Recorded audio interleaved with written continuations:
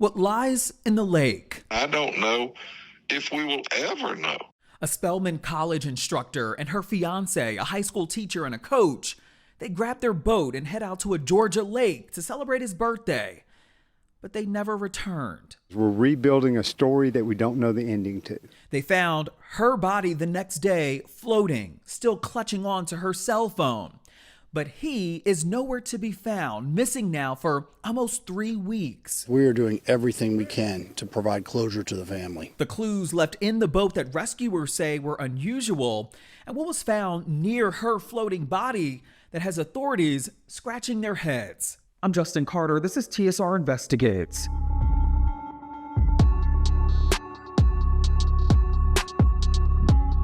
There has been a widespread search happening for weeks now to figure out what happened to this man, Gary Jones, who was out on February 8th with his fiancée, Spelman College math instructor Joycelyn Wilson. They were at Lake Oconee, about 75 miles east of Atlanta in rural Putnam County, Georgia.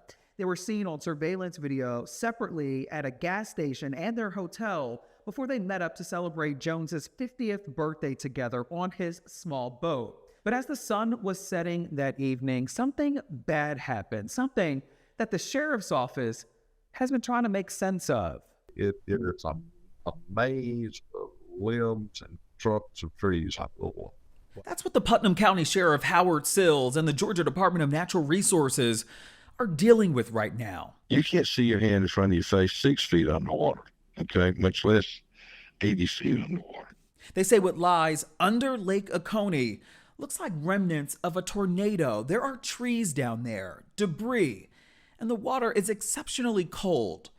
Richard Pickering of the Emergency Dive Response Team telling WSB, the ABC affiliate in Atlanta, The biggest thing that we're dealing with here at this lake is the weather. And what I mean by that is the temperature and the rain and having to work in these conditions. The water temperature on the surface is 53 degrees. Down at the bottom, it's closer to 42. which is also making it hard for cadaver dogs to pick up the scent of a human body.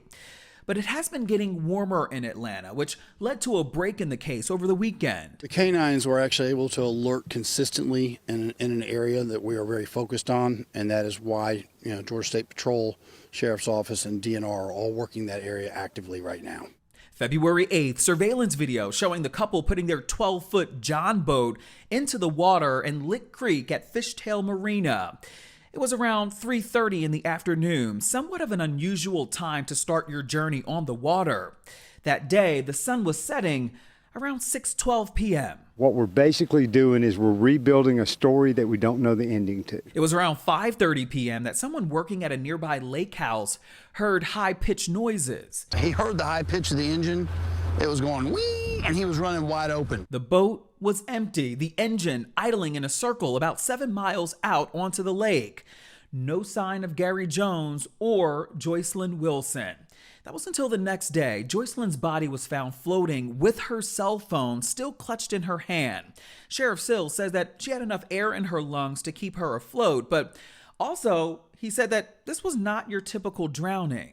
There was a sufficient amount of air in her lungs to give her buoyancy and prevent her body from going to the bottom. Jerry Dworkin, an aquatic safety and water rescue expert, telling the NBC News affiliate WXIA in Atlanta that there's something known as the 1-10-1 rule. But you have 1 minute to get your breathing under control. Otherwise, you begin to hyperventilate as a result of the cold water. You have 10 minutes of purposeful movement to self-rescue yourself. And if there's no platform or no boat to climb back onto, whatever, after 10 minutes, she'll be absolutely exhausted. And you have about 1 hour before you succumb to hypothermia. He says sometimes in cold water, your body can have a spasm, blocking your airway, preventing more water to get into your lungs. Joycelyn's body sent to a state crime lab where an autopsy was completed. The sheriff adamant that there's a lot more that we don't know about this story. He would not elaborate on the results of that autopsy, though. Are you seeing anything in your work that may determine this could be something bigger? Not that I can discuss at this time. The key is finding Mr. Jones's body here. That's going to answer a lot of questions. And he's right. Gary Jones's body has not been found, and There's been a slew of theories as to what happened to him. Investigators searching the boat and finding his hotel room key card, wallet, and his driver's license. There were also snacks and a cookie cake on board. Investigators said that there was no evidence that the boat was struck by another vessel or that it crashed into an object. But there is something interesting. One day after Joycelyn's body was found, they did find his shoes floating on the opposite side of the lake, about 15 yards apart, floating near the shoreline. There was no dirt or mud on his shoes. He routinely did not tie his shoes on tight, and we have absolute evidence of that that's visible when he launched the boat. So if you were out there in the water struggling to swim or something like that and kicking, it certainly wouldn't have been hard for your shoes to come off, would it? First responders reaffirming that they are committed to finding Jones and will continue to use cadaver dogs, sonar technology, dive teams, and aerial support to put all the pieces together. When asked if this was a homicide investigation, Sheriff Sills had this to say. You're looking at the homicide division. Okay. It's been engaged since I found out about it. There are just some peculiarities about all of it, some of which I'm not going to elaborate on at this time. As of now, this still has been deemed as a death investigation, although all deaths are investigated as homicides until the evidence proves otherwise. Joycelyn Wilson, she was laid to rest last week, known by many as a beloved math instructor at Spelman College for many, many years. She loved reading, skydiving, flying planes, traveling the world. She was reportedly set to marry Gary Jones next month on Pi Day, March 14th, commemorating their love of mathematics. Gary Jones, also a beloved teacher and coach at Westminster Schools in Atlanta, his family releasing a public statement saying in part, quote, that the Jones family would like to say thank you to all those in support of our beloved Gary. We thank you for all the well wishes, the prayers, and most importantly, your efforts in helping us find Gary.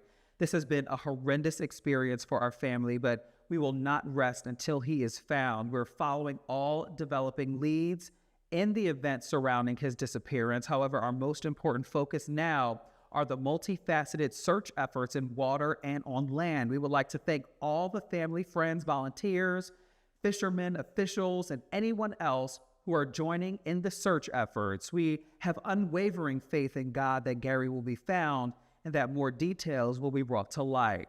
While we are enduring this difficult process, we ask everyone to respect the family's privacy. Again, we sincerely thank you, end quote. Any development at all in the search for Gary Jones, we'll be sure to give it to you here and on theshaderoom.com. For now, for TSR Investigates, I'm Justin Carter.